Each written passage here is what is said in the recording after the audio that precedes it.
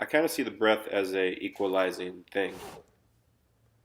It's the first thing everyone does and the last thing everyone does. It's really the only thing anyone needs to do to be considered alive and existing.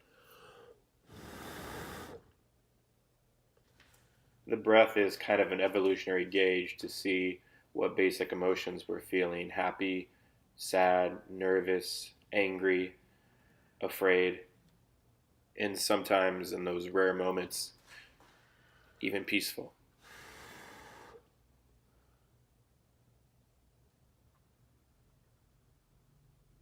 I know a lot of times for myself that life can kind of feel like it's not going anywhere, like it's the same thing happening every day. But then I return to my work, and even though I use the same colors I used on a piece previously and the same technique of using my breath, it turns out different and shows me that anything can happen at any moment if we just focus on it.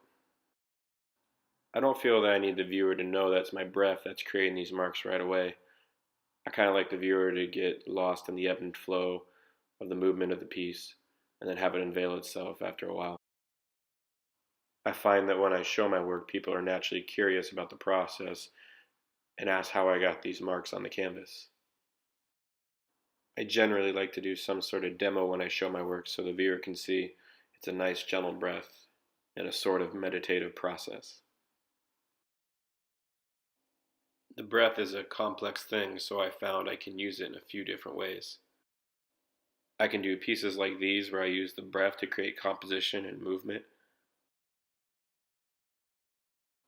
I have these single breath paintings which are smaller and create intimacy within my work. And then I have these spin paintings where I take a completed breath painting with alizarin crimson, ultramarine, and viridian around the outside and color in the middle, and then spin it to further that idea that anything can happen at any moment if we just keep breathing. I like to think of these as everyone's first breath and everyone's last breath.